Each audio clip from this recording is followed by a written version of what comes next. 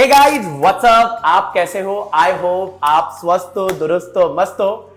आज जेकिशा क्लासेस और दिशा के फैमिली के लिए बहुत बड़ा दिन है। आज सीए ऑल लेवल, चाहे वो फाउंडेशन हो, इंटर हो या फाइनल हो, we have ranks in every level. But what is special, CA inter May 2025 we have all India ranker 1 Disha with us today and Disha हमारे साथ है। फ्रेंड्स, आप लोगों के क्वेश्चन जो मैंने सुबह लिया था वो सारे क्वेश्चन में दिशा से पूछने वाला। It will be candidate conversation. So अगर आपको कोई भी दिक्कत है तो वीडियो को आप पूरा देखिए, बिकॉज मे बी आप सितंबर अटेम्प्ट देने वाले हो या आप जनवरी अटेम्प्ट देने वाले हो, तो आपको पूरी गाइडेंस मिलेगी, एकदम कैंडिडेट कॉन्वर्सेशन होगा। You can put up your doubts in the comment box, जहां पर मैं आपका जवाब देने की कोशिश करूंगा, इवन दिशा भी देने की कोशिश करेगी। बिल्कुल, तो लेट्स स्टार्ट द कॉन्वर्सेशन। तो दिशा, कैसा लग रहा है? Was it planned? कैसा लग रहा है? Not at all planned. Like I wanted a rank ever since I started the intermediate journey. But like as and when the months passed, of course it became less real because we got to know how vast the syllabus was. Correct. But like I always wanted a rank. I did my preparations like I wanted a rank, but definitely I was not expecting. All India rank 1. So आज घर पे माहौल कैसा? How everybody is like, call आ रहा है, क्या आ रहा है, कैसे आ रहा है? Yeah, सुबह से कॉल्स ही चालू है, टेक्स्ट कॉल्स, like और कुछ हो ही नहीं रहा है, सिर्फ ये सब ही। I'm still only answering लोगों को। बहुत ओवरवेलमिंग है ना कि yes, अभी तक अब्सॉर्ब भी नहीं हो रहा है। So आपने प्लान किया था कि मेरे को ऑल इंडिया रैंक 1 ही चाहिए? 1 तो कभी इतना लाइक मन होता था डेफिनेटली। लाइक मैं मैनिफेस्ट भी बहुत करती थी, मैंने बहुत इंटरव्यूज भी देखे थे, ओ रैंक 1 2 3 उनके। मन तो डेफिनेटली होता था, बट लगा नहीं था कि आज। नाउ सी, आप मैनिफेस्ट करते थे और आज आप इंटरव्यू दे रहे हो। मे बी आप किसी को मोटिवेट करते रहोगे। ओके, सो इतनी लंबी journey as compare to CA foundation, CA inter का सिलेबस बहुत वास्ट है। How did your prep? आपने थियोरी सब्जेक्ट या कैसे प्लान किया आपने? So basically I am not someone कि मैं लास्ट 2 महीने में शुरू करके I can clear. Like I have to start from the very beginning. So one thing that I did really well कि I started very early, like मोर और less after a month after my foundation exams.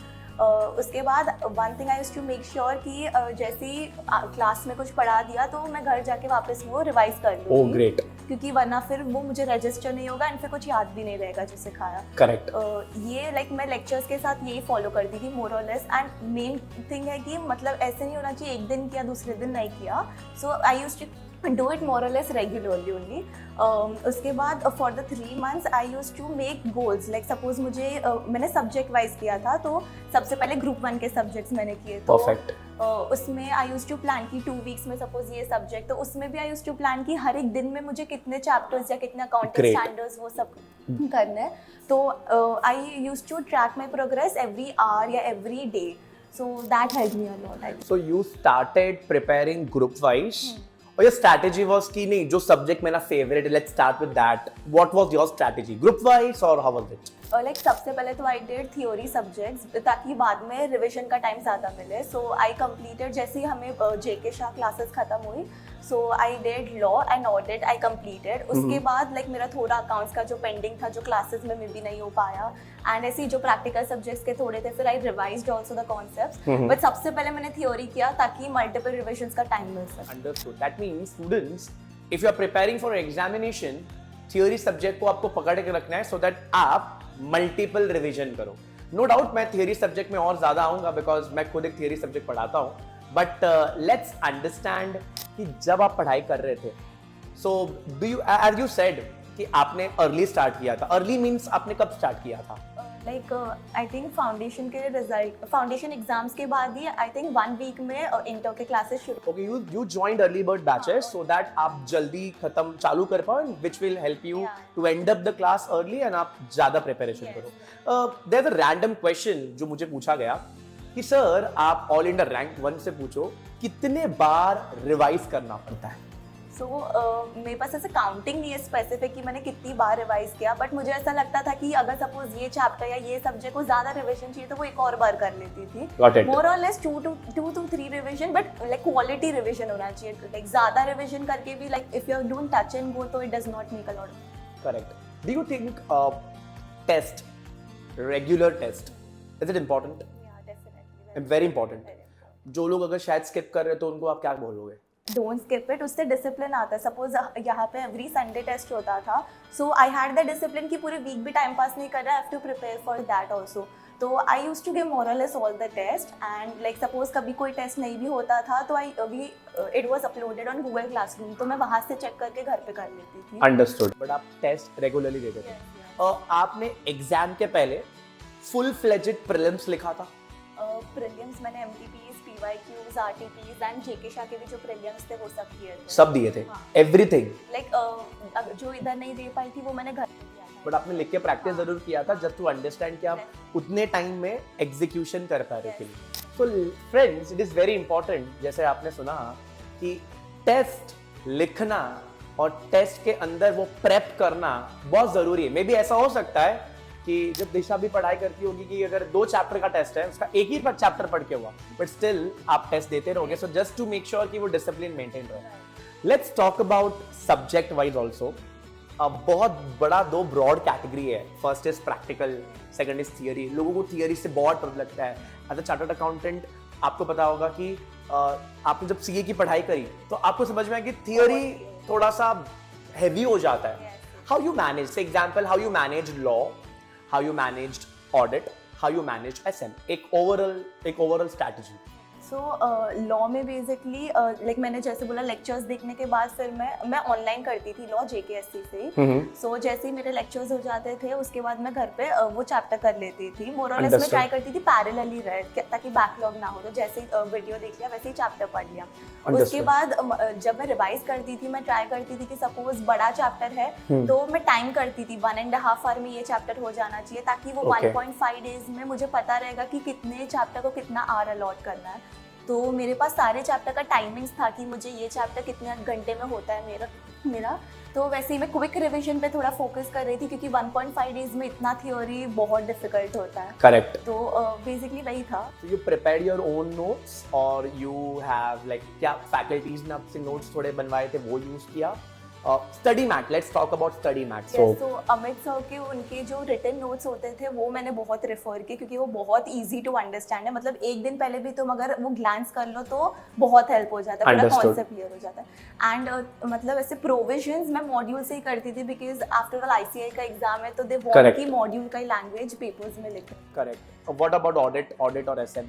Audit भी ऐसी, audit में बहुत backlog होता था because बहुत vast chapters है. करेक्ट. बट उसमें भी मैं यही ट्राई करती थी कि जब रिवाइज करूँ तो मैं टाइम कर सकूँ खुद को. और मैं ट्राई करती थी कि मतलब क्विक रिविजन्स करूँ ताकि सब कुछ कवर हो जाए. Correct. Okay, a very important question.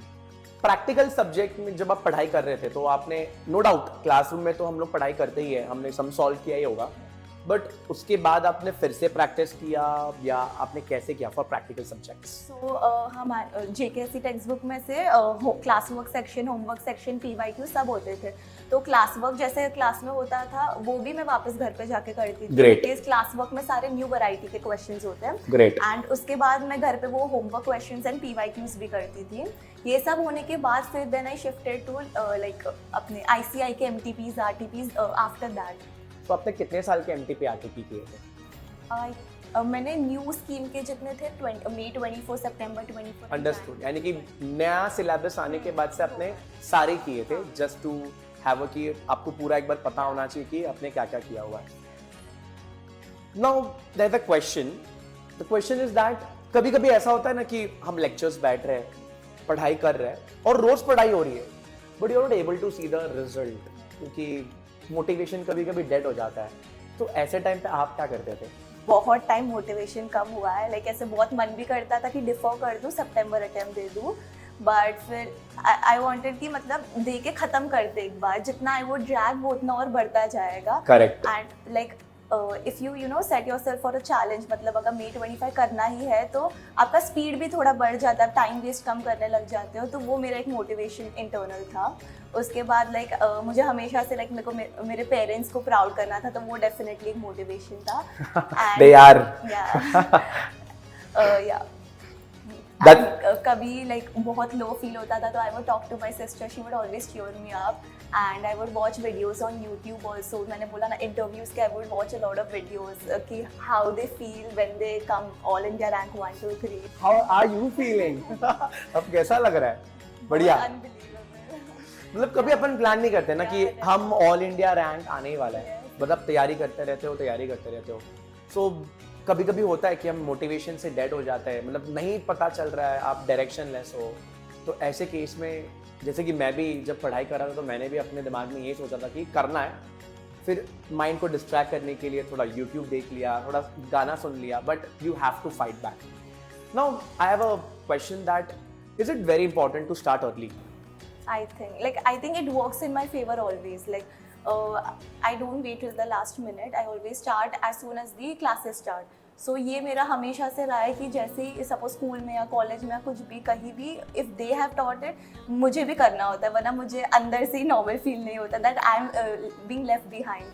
तो I want to always do it simultaneously, मतलब उनका हो गया तो मेरा भी हो ही जाना चाहिए. Definitely, and that's I think वो मोटिवेशन मिलता है. Yeah. हम साथ बैठे हैं कि Right. तेरा कैसे हो गया, मेरा क्यों नहीं हुआ, and I think that works really well. Friends, हमने बहुत सारी बातें की, ऐसे एग्जांपल पढ़ाई कैसे करनी है, मोटिवेशन अगर कम हो जाता है तो फिर क्या करना चाहिए, चाहे लॉ पेपर की बात हो या ऑडिट पेपर की बात हो, चाहे कॉस्टिंग की बात हो, चाहे एफएम की बात हो, हमने ऑलमोस्ट सब चीजें कवर करी है. बट एक चीज मुझे आपको पूछना है, do you think family support is very important? Yeah, definitely. So मैं तो आई एम अ पर्सन कि मैं अपने आप को लॉक कर दूंगी रूम में. मतलब मुझे खाने पीने का कुछ याद नहीं रहता था, तो मम्मी लिटरली ऐसे रूम तक खाना लेके आती थी एंड मतलब हर एक चीज़ ऐसे चेकअप करती थी. तो आई थिंक हेल्थ ही अगर ठीक नहीं रहेगी तो you can not do anything. तो उसमें डेफिनेटली उनका हेल्प रहेगा. कभी मैं लो भी फील करती थी तो मैं उनसे बात कर लेती थी, मेरे डैड, मेरी सिस्टर, मॉम से. तो वो लोग ऐसे बोलते तू कर लेगी, आराम से कर, इतना टेंशन मत ले. तो they would always make me feel good. तो मतलब वो थोड़ा रिफ्रेशिंग भी हो जाता था. डेफिनेटली. एंड कभी ऐसा होता था तो मैं फ्रेंड से भी मिल लेती थी थोड़ी, तो उनसे भी अच्छी पॉजिटिव एनर्जी थोड़ी मिल जाती है, तो फिर वापस आपको मूड हो जाता है पढ़ने का. एग्जैक्टली. फ्रेंड्स, हमारे पास आज एक और स्पेशल गेस्ट है. We have Disha's mom here, so I will request madam to come on. आप आओ प्लीज यहाँ पर, एंड प्लीज आप थोड़ा बताइए. फ्रेंड्स, बाय द वे, हम ऑफ द स्क्रीन बहुत सारी बातें कर रहे थे, तो मैडम ने एक चीज बताई मेरे को कि दिशा की एक सीक्रेट स्ट्रैटेजी है पढ़ाई करने की. सो मैडम प्लीज आप बताइए सीक्रेट स्ट्रैटेजी क्या थी. मैम अब ये लीजिए, अब इसको हाथ में रख के बोल सकते हैं. ऐसे तो मैं दिशा के लिए क्या बोलूँ, जो बोलूँ तभी कम है. लेकिन दिशा का एक था कि वो स्टडी करती ना, उसको खाने का बहुत शौक है. उसका अगर फेवरेट डिश होता तो वो मतलब डबल तिबल पढ़ ले. उसको बस उसका खाना पीना उसका मतलब वो है मैन के कोई भी डिश बना दो या कोई बाहर चली जाए तो बस इसका खाना ही इसका एनर्जी इसकी स्टडी करने का. वही एक राज है इसके लिए, ताकि वो अच्छे से पढ़ लेती है, अच्छे से कर लेती है. और इसने इतनी मेहनत की, इतना लगन से किया, तो मुझे ऐसा लगता है कि इंडिया लेवल भी उसके लिए कम है, जो 1 आई है वो भी उसके लिए कम है. और उससे ज़्यादा होना चाहिए, क्योंकि उसने बहुत स्टडी की है. हमने तो सिर्फ उसका हेल्थ सपोर्ट किया, उसका जो उसको इंटरेस्ट था वो सब हमने सब उसका सपोर्ट किया. लेकिन मेहनत तो इसने की है, सही मेहनत तो इसकी ही है, ज़्यादा मेहनत. और इसके मेरे हस्बैंड ने और इसकी सिस्टर ने, सब ने अच्छा इसका हेल्प सपोर्ट किया. लेकिन ज़्यादा मेहनत तो हमारी दिशा ने किया. Proud of my daughter. Thank you so much. Madam, एक चीज बोलना था. अभी आपको बहुत सारे फोन आते रहेंगे, तो आपको कैसा लग रहा है, मतलब फोन पे बोलते कि ऑल इंडिया रैंक 1, आपको कैसा लग रहा है? आप क्या बता रहे हो रिलेटिव्स को, बताइए ना थोड़ा. बस यही रिलेटिव्स को ये बता रही हूँ कि बस आप लोग का आशीर्वाद, मेरी बेटी का मेहनत यही रंग लाया है. और जो जहाँ वो गई है, उसके जो प्रोफेसर है, सब उनकी बदौलत ये सब आगे ये कर पाई है. तो मुझे तो बहुत प्राउड हो रहा है कि मेरी बेटी की वजह से आज हम आपके सामने हैं. और ठीक है, थैंक यू. मैं समझ रहा हूँ, बहुत इमोशनल है आज, बहुत इमोशनल फेज आउट हो रहा है. वीडियो के स्टार्टिंग में आपने देखा होगा कि जब आप दोनों चल के आ रहे थे, आई कैन सी कि आप लोग इमोशनल हो रहे हो, and it is an emotional moment, क्योंकि ये लाइफ में फ्रेंड्स वो जो मोमेंट होता है ना, हमने जो सोचा नहीं वो हमें वो मिल रहा है. बेटियों दोनों डॉटर मेरी बहुत लकी है, हमारे लिए लकी है कि एक बाहर गई है पढ़ने के लिए, कनाडा गई है। हाँ। वो बैफ में अकाउंट्स में डिप्लोमा करने के लिए, और एक ये बेटी है जो यहाँ पे हमारा नाम रोशन कर रही है। हमें और क्या चाहिए? See friends, that is important. Parents को एक ही चीज चाहिए, आपका सक्सेस। ना फ्रेंड्स, अगर आप ये वीडियो देख रहे हो, लेड बैक मत फील करिए, मोटिवेटेड रहिए। नोट, पता नहीं शायद नेक्स्ट इंटरव्यू आपका होता हो, सो प्लीज अपनी पढ़ाई चालू रखें। वन मैसेज दिशा जो आपको Jan 26 एंड September 25 स्टूडेंट्स को देना हो, बिकॉज अभी अपकमिंग जो अटेम्प्ट है वो सितंबर अटेम्प्ट है, उसके बाद जैन वाले भी पढ़ाई कर रहे हैं, उनके लिए क्या मैसेज है, क्या करना चाहिए उन लोगों को? I'd say keep working, stay consistent and be focused. कितना शॉर्ट में बोल दिया। नहीं, मेरे को मोटिवेशन बहुत कम पड़ेगा। यू हैव टू टेल कि ये for example if I am giving September exam and अब आज रिजल्ट आ गया, many of our friends might not clear the exam, so उन लोग थोड़ा सा उनके लिए बताइए कि ये कर दो, ये सब्जेक्ट में, सो थोड़ा हेल्प हो जाएगा उन लोगों को भी। लाइक आई वुड डेफिनेटली से कि ज़्यादा वेटेज के जो हर क्लासेस में बता देते कि कौन से सब्जेक्ट्स में कौन से चैप्टर्स पे ज़्यादा फोकस करना है, तो एटलीस्ट पहले उतना कर दो, इफ मतलब बहुत ही अगर टाइम की कमी है तो। Otherwise try to complete the entire thing, at least एक रीडिंग भी हो जाए तो MCQs भी निकल सकते हैं, तो that would be really helpful, because MCQs बहुत स्कोरिंग होते हैं। 30 मार्क्स अगर उसी में हो गया तो for passing you just need 10-20। Exactly.